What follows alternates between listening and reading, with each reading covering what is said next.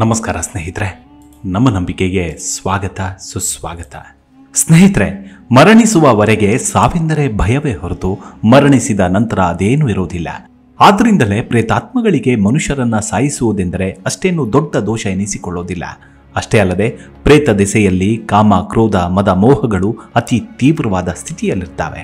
ಈ ಸ್ಥಿತಿಯಲ್ಲಿ ಏನು ಸಿಕ್ಕರೂ ಸರಿ ಅದನ್ನು ಅನುಭವಿಸಬೇಕೆಂಬ ಆತುರ, ತೀವ್ರ ವಾಂಛೆ ಇರೋದ್ರಿಂದ ಒಳ್ಳೆಯದು ಕೆಟ್ಟದ್ದು ಇದನ್ನು ಆಲೋಚಿಸುವ ವಿಚಕ್ಷಣ ಜ್ಞಾನ, ವಿವೇಕ ಇರೋದಿಲ್ಲ. ಆದ್ದರಿಂದಲೇ ಪ್ರೇತಗಳು ಒಂದು ಕಾಲದ ತಮ್ಮ ಆತ್ಮೀಯರನ್ನು ಹಿಡಿದುಕೊಳ್ಳಲು ಸಂಕೋಚಿಸೋದಿಲ್ಲ.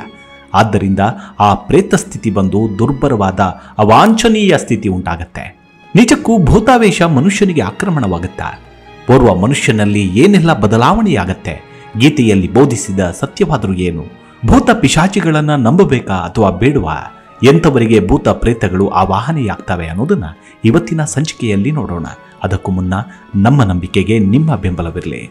ಸ್ನೇಹಿತರೆ, ಆವೇಶಪೂರಿತರಾದಾಗ ಮನುಷ್ಯರು ಎಂತಹ ಕಷ್ಟವಾದ ಕೆಲಸವಾದರೂ ಮಾಡ್ತಾರೆ. ಅದರಲ್ಲಿಯೂ ಯಾವುದಾದರೂ ಭೂತವೋ ದೈವವೋ ಆವೇಶಿಸಿದರೆ ಇನ್ನೂ ಹೇಳಬೇಕಾದ ಮಾತೇ ಇಲ್ಲ. ಇಂದಿಗೂ ಕೂಡ ಜಾತ್ರೆಗಳು, ಉತ್ಸವಗಳು ಮಾಡುವಾಗ ಬೆಂಕಿಯ ಮೇಲೆ ನಡೆಯುವವರು, ಬೆನ್ನಿಗೆ ಕಂಬಿಗಳನ್ನ ಹಾಗೂ ನಾಲಿಗೆಗೆ ತ್ರಿಶೂಲಗಳನ್ನ ಚುಚ್ಚಿಕೊಳ್ಳುವವರು, ನಾನಾ ರೀತಿಯ ಸಾಹಸ ಕಾರ್ಯಗಳನ್ನ ಮಾಡುವವರನ್ನ ಕಂಡರೆ ಆಶ್ಚರ್ಯ ಉಂಟಾಗತ್ತೆ. ಈ ಸಿಡಿ, ಬಾಯಿ ಬೀಗ ಮುಂತಾದ ಹರಕೆಗಳನ್ನ ಗ್ರಾಮ ದೇವತೆಗಳಿಗೆ ಹರಕೆ ಕಟ್ಟಿಕೊಂಡು ಅದನ್ನ ತೀರಿಸುವ ವಿಧಾನದಲ್ಲಿ ಭಕ್ತರಿಗೆ ದೇವತಾ ಭಕ್ತಿಯಿಂದ ಬರುವಂತಹ ತೀವ್ರಾವೇಶವೇ ಕಾರಣ. ಆ ಆವೇಶವೇ ಆ ಭಕ್ತರಿಗೆ ಬಾಧೆ ಇಲ್ಲದಂತೆ ಎಲ್ಲ ರೀತಿಯ ಸಾಹಸ ಕಾರ್ಯಗಳನ್ನು ಮಾಡಲು ಶಕ್ತಿ ನೀಡುತ್ತೆ. ಆಯಾ ದೇವತೆಗಳ ಸ್ವಲ್ಪ ತೇಜಸ್ಸು ಸ್ವಲ್ಪ ಮಟ್ಟಿಗೆ ಅವರಲ್ಲಿ ಪ್ರವೇಶಿಸುವುದರಿಂದಲೇ ಅಂತಹ ಭಯಂಕರ ಕೃತ್ಯಗಳನ್ನು ಅವರು ಮಾಡತೊಡಗ್ತಾರೆ. ಇಸ್ಲಾಂ ಧರ್ಮದಲ್ಲೂ ಕೂಡ ಕೆಲವು ಹಬ್ಬಗಳಲ್ಲಿ ಇಂತಹ ವೀರ ಕೃತ್ಯಗಳನ್ನು ಮಾಡುವ ಪದ್ಧತಿ ಇದೆ. ಸಾಮಾನ್ಯವಾಗಿ ಆವೇಶವೆನ್ನುವುದು ಯಾವಾಗಲೂ ಅಧಿಕ ಶಕ್ತಿಯುತರು ತಮಗಿಂತಲೂ ಅಲ್ಪರನ್ನೇ ಆವೇಶಿಸುವುದೇ ನಡೆಯುತ್ತೆ. ಹೀಗೆ ಇತರೆ ಜೀವಗಳಲ್ಲಿ ಪ್ರವೇಶಿಸಿ ತಮಗಿಷ್ಟವಾದ ಕೆಲಸಗಳನ್ನ ಆ ಅಧಿಕರು ಮಾಡುತ್ತಾ ಇರ್ತಾರೆ. ಅವರಿಗೆ ಆ ಜೀವಿಗಳ ಶರೀರಗಳೇ ಆಲಂಬನ. ಮಹಾಭಾರತದಲ್ಲಿ ಪೌಷ್ಯನ ಕಥೆ ಇಂತಿದೆ. ಓರ್ವ ರಾಕ್ಷಸನಿಂದ ಗ್ರಹಣಗೊಂಡ ಆ ರಾಜನು ವಸಿಷ್ಠರಿಗೆ ನರಮಾಪಯುತವಾದ ಭೋಜನವನ್ನು ನೀಡ್ತಾನೆ. ಮಹರ್ಷಿಗೆ ಕೋಪ ಉಂಟಾಗಿ ನೀನು ಅಸುರತ್ವವನ್ನ ಪಡೆ ಎಂದು ಶಪಿಸಿದ. ಅದರಲ್ಲಿ ತಾನು ಅರಿತು ಮಾಡಿದ ದೋಷವೇನೂ ಇಲ್ಲವೆಂದು, ತಪ್ಪಿಲ್ಲದಿದ್ದರೂ ತನ್ನನ್ನ ಶಪಿಸಿದ ವರಿಷ್ಠರಿಗೆ ಪ್ರತಿಶಾಪ ನೀಡುತ್ತೇನೆಂದು ಆ ರಾಜನು ಜಲವನ್ನ ಹಿಡಿದ. ಆದರೆ ಆತನ ಪತ್ನಿಯು ಅಡ್ಡ ಬಂದು ಗುರುಗಳನ್ನ ಶಪಿಸಬಾರದೆಂದು ಪ್ರಾರ್ಥಿಸ್ತಾಳೆ.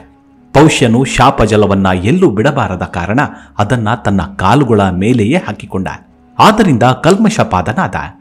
ಅಸುರ ಭಾವವನ್ನ ಹೊಂದಿದ ಕಲ್ಮಶಪಾದನು ಒಂದು ದಿನ ರಥವನ್ನೇರಿ ಹೋಗುತ್ತಿರುವಾಗ ಎದುರು ಬಂದ ವಸಿಷ್ಠ ಪುತ್ರನಾದ ಶಕ್ತಿಯನ್ನ ಪಕ್ಕಕ್ಕೆ ಹೋಗೆಂದು ಹೇಳಿದ ಕಾರಣ ಕಾಶಘೂತದಿಂದ ಪೀಡಿಸಿದ. ಶಕ್ತಿಯು ಕೋಪಗೊಂಡು ಆತನಿಗೆ ರಾಕ್ಷಸನಾಗೆಂದು ಶಾಪ ನೀಡಿದ.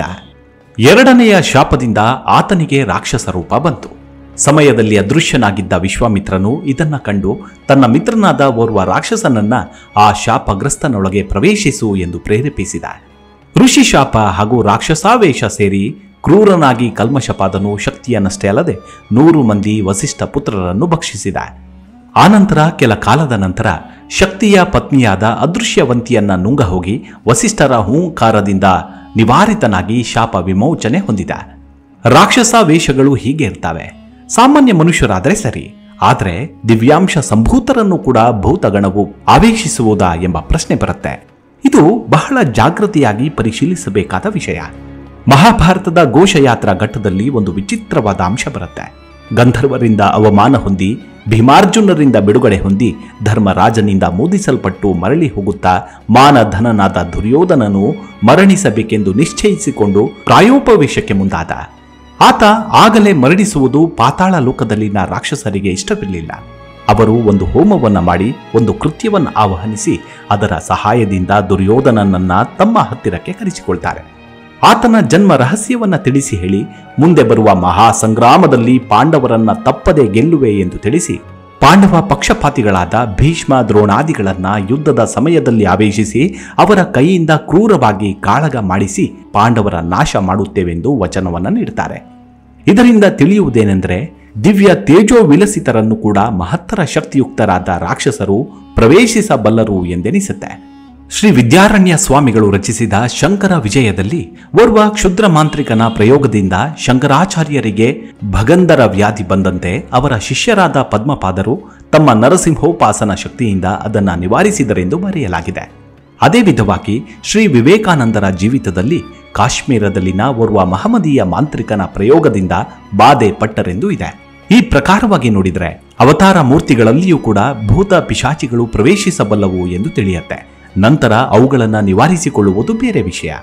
ಮೊದಲು ಅವುಗಳು ಪ್ರವೇಶಿಸುತ್ತವೆ ಎನ್ನುವುದನ್ನು ಅಂಗೀಕರಿಸಬೇಕು. ಪಾಶ್ಚಾತ್ಯ ವಾಗ್ಮಯದಲ್ಲಿ ದೇವರಿಗೂ ಭೂತನಾಥನಿಗೂ ನಡುವೆ ಇರುವ ವೈರತ್ವವನ್ನು ಕುರಿತು ಎಷ್ಟೋ ಕಥೆಗಳಿವೆ. ಅವರ ದೇವತೆಗಳು ಭೂತಗಳು ತಮ್ಮ ತಮ್ಮ ಸಾಮ್ರಾಜ್ಯ ವಿಸ್ತರಣೆಗಾಗಿ ಮಾನವರಲ್ಲಿ ತಮ್ಮ ಪ್ರಾಬಲ್ಯ ಹೆಚ್ಚಿಸಲು ನಿರಂತರ ಪ್ರಯತ್ನ ಮಾಡುತ್ತಲೇ ಇರ್ತಾರೆ. ಮುಖ್ಯವಾಗಿ ಭೂತಗಳು ಅನೇಕ ಪ್ರಲೋಭಗಳನ್ನು ತೋರಿಸಿ ಸುಖ ಭೋಗಗಳನ್ನು ಹೆಚ್ಚಾಗಿ ಪ್ರದರ್ಶಿಸಿ ಮಾನವರನ್ನು ತಮ್ಮ ವರ್ಗದೊಳಗೆ ಸೇರಿಸಿಕೊಳ್ಳಲು ಎಷ್ಟೋ ರೀತಿಯ ಪ್ರಯತ್ನಗಳನ್ನು ಮಾಡುತ್ತಿರುತ್ತವೆ. ಅಂಥವುಗಳಲ್ಲಿ ಫಾಸ್ಟು ಕಥೆಯು ಪ್ರಸಿದ್ಧವಾದದ್ದು. ಅದು ಓರ್ವ ಸಾಮಾನ್ಯ ಯುವಕನ ಕಥೆ. ಸಾಮಾನ್ಯನಾದ ಯುವಕ ಆತ ತನ್ನ ಊರಿನ ಜಮೀನುದಾರನ ಮಗಳನ್ನ ಮನಸಾರೆ ಪ್ರೇಮಿಸಿದ. ಆತನನ್ನು ಆಕೆಯು ಕೂಡ ಪ್ರೇಮಿಸ್ತಾಳೆ. ಆದರೆ ಆತನ ದಾರಿದ್ರ್ಯವು ಅಡ್ಡ ಬಂದು ಆತನನ್ನ ಕಾರಾಗೃಹದ ಪಾಲು ಮಾಡಿತು. ಕಠಿಣನಾದ ಜಮೀನ್ದಾರನು ಆತನಿಗೆ ಮರಣದಂಡನೆಯ ಶಿಕ್ಷೆಯನ್ನು ವಿಧಿಸಿದ. ಬೆಳಗಾದರೆ ಗಲ್ಲು ಶಿಕ್ಷೆ. ಹಿಂದಿನ ರಾತ್ರಿ ಅವನು ಆ ಗೋಡೆಯ ಮೇಲೆ ಬರೆದ ಒಂದು ಪುರಾತನ ಲೇಖನವನ್ನು ಓದಿದ. ಅದು ಒಂದು ಪಿಶಾಚ ಮಂತ್ರ. ಓದಿದಾಕ್ಷಣ ಭೂತನಾಥನು ಪ್ರತ್ಯಕ್ಷನಾದ. ಎಲ್ಲ ಕಷ್ಟಗಳಿಂದ ನಿನ್ನನ್ನ ಪಾರು ಮಾಡುತ್ತೇನೆಂದು, 24 ವರ್ಷ ಕೋರಿದ ಸುಖವೆಲ್ಲವನ್ನು ಕೊಡುತ್ತೇನೆಂದು, ಭೋಗಗಳಲ್ಲಿ ಓಲಾಡಿಸುವೆನೆಂದು ಹೇಳಿತು. ಆದರೆ ಆ ಸಮಯದಲ್ಲಿ ಆತನು ದೇವಾಲಯಕ್ಕೆ ಕಾಲಿಡುವುದಾಗಲಿ ದೇವರನ್ನ ಸ್ಮರಿಸುವುದಾಗಲಿ ಮಾಡಬಾರದೆಂದು ನಿಯಮಗಳನ್ನು ವಿಧಿಸಿದ. 24 ವರ್ಷಗಳ ನಂತರ ಆತ ತನ್ನ ವಶವಾಗಬೇಕೆಂದು ಎಚ್ಚರಿಸಿದ. ಮೃತ್ಯು ಮುಖದಲ್ಲಿದ್ದ ಆ ಯುವಕನು ಕೋರಿ ಸಾವನ್ನ ಆಹ್ವಾನಿಸಲಾರದೆ ಭೂತನಾಥನ ನಿಯಮಗಳನ್ನು ಅನುಸರಿಸಿ ಆ ನಿಯತಕಾಲ ಮಹಾಭೋಗಗಳನ್ನು ಅನುಭವಿಸಿದ. ಭೂತಾವಿಷ್ಟನಾದ ಫಾಸ್ಟನು ಮಾಡಲಾರದ ಕೆಲಸವಾಗಲಿ ಸಾಧ್ಯವಾಗದ ಕಾರ್ಯವಾಗಲಿ ಇರಲಿಲ್ಲ. ಅಪಾರ ಸುಖಗಳನ್ನು ಅನುಭವಿಸಿ ನಂತರ ಪಾಪಕೂಪದಲ್ಲಿ ಕುಸಿದು ಬಿದ್ದ. ಕ್ಷುದ್ರೋಪಾಸನೆಗಳಲ್ಲಿ ಭೂತಾವೇಶಗಳಲ್ಲಿ ಇರುವಂತಹ ಫಲಿತಾಂಶಗಳಿವು. ಯಾರು ಯಾವ ದೇವತೆಯನ್ನಾದರೂ ಸರಿ ಭಕ್ತಿಯಿಂದ ಉಪಾಸಿಸಿದರೆ ಅಂತ್ಯದಲ್ಲಿ ಆ ದೇವತಾ ಲೋಕಕ್ಕೆ ತೆರಳುತ್ತಾನೆ ಭಕ್ತ. ಆದರೆ ಭೂತಗಳನ್ನ ಪಿಶಾಚಿಗಳನ್ನ ಉಪಾಸಿಸಿದವನು ತಾತ್ಕಾಲಿಕವಾಗಿ ಬಂದು ಮಿಂಚು ಹೊಳೆದಂತೆ ಪ್ರಕಾಶಿಸಿದ್ರೂ ಕೂಡ ಅಂತ್ಯದಲ್ಲಿ ಪಿಶಾಚ ಗಣದಲ್ಲಿ ತಾನೂ ಒಬ್ಬನಾಗಿ ಆ ಪಿಶಾಚವು ಹೇಳಿದ ಕೆಲಸಗಳನ್ನು ತನಗೆ ಇಷ್ಟವಾಗಲಿ ಇಲ್ಲವಾಗಲಿ ಮಾಡುತ್ತಲೇ ಇರಬೇಕಾಗತ್ತೆ. ದೇವತೆಗಳು ಭಕ್ತರನ್ನ ರಕ್ಷಿಸ್ತಾರೆ. ಭೂತಗಳು ರಕ್ಷಿಸಿದಂತೆ ಪ್ರಭಾವವನ್ನ ಪ್ರಸಾದಿಸಿದಂತೆ ತೋರಿ ಅಂತ್ಯದಲ್ಲಿ ಭಕ್ಷಿಸುತ್ತವೆ. ದೇವತೆಗಳನ್ನು ಉಪಾಸಿಸುವವನು ದೇವತೆಯಾಗುವನು, ಪಿಶಾಚವನ್ನು ಉಪಾಸಿಸುವವನು ಪಿಶಾಚಿಯಾಗ್ತಾನೆ. ಒಂದು ಮಂತ್ರವನ್ನು ಉಚ್ಚರಿಸಿದರೆ ಮಂತ್ರಾಧಿಷ್ಠಾನ ದೇವತೆ ಆಕರ್ಷಿಸಲ್ಪಡುತ್ತೆ. ಆ ಮಂತ್ರ ಚೈತನ್ಯವು ಸಾಧಕನ ಮನಸ್ಸು ಶರೀರಗಳನ್ನು ಆಕ್ರಮಿಸುತ್ತೆ. ಸಾಧನೆಯನ್ನ ಮಾಡುತ್ತಾ ಮಾಡುತ್ತಾ ಆ ಮಂತ್ರ ತಾನೇ ಆಗುವ ಸ್ಥಿತಿ ಬರುತ್ತೆ. ಆ ದೇವತೆ ತಾನೇ ಆಗ್ತಾನೆ. ಭಕ್ತನು ಅಂಗನ್ಯಾಸ ಕರನ್ಯಾಸದಲ್ಲಿನ ಅರ್ಥವಿದೆ. ತನ್ನ ಶರೀರದೊಳಗೆ ದೇವತೆಯನ್ನ ಆವಾಹನೆ ಮಾಡುವ ಪ್ರಕ್ರಿಯೆ ಅದಾಗಿದೆ. ಯಕ್ಷ ರಾಕ್ಷಸರನ್ನ ರಾಜಸ ಮೂರ್ತಿಗಳೆಂದು, ಭೂತ ಪ್ರೇತಗಳನ್ನ ತಾಮಸ ಮೂರ್ತಿಗಳೆಂದು ಭಗವದ್ಗೀತೆಯು ವಿವರಿಸುತ್ತೆ. ಯಜಂತೆ ಸಾತ್ವಿಕ ದೇವಾನ್ ಯಕ್ಷ ರಕ್ಷಾಂಶ್ಚ ರಾಜಸಃ ಪ್ರೇತಾನ್ ಭೂತಗಣಶ್ಚಾನ್ಯೈ ಯಜಂತೆ ತಾಮಸಾ ಜನಃ ಎಂದು. ಅಂದರೆ ತಾಮಸವುಗಳಾದ ಭೂತ ಪ್ರೇತಗಳ ಆವೇಶದಿಂದ ಒಳ್ಳೆಯದು ನಡೆಯದು. ಆ ತಕ್ಷಣವೇ ಏನೋ ಸ್ವಲ್ಪ ಉಪಕಾರ ನಡೆದಂತೆ ಕಂಡರೂ ಕೂಡ ಅನಿಸಿದರೂ ಕೂಡ ಕೊನೆಗೆ ಬರುವುದು ಅಪಕಾರವೇ.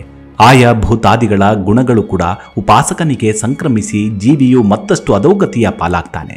ಆದ್ದರಿಂದ ಭೂತೋಪಾಸನೆ ಅದರಿಂದ ದೊರೆಯುವ ಭೂತಾವೇಶಾದಿ ವಿಶೇಷಗಳು ಅಂತಿಮ ಫಲಿತ ದೃಷ್ಟಿಯಿಂದ ಒಳ್ಳೆಯದಲ್ಲ ಎಂಬುದು ತಂತ್ರಶಾಸ್ತ್ರದ ಅಭಿಪ್ರಾಯ.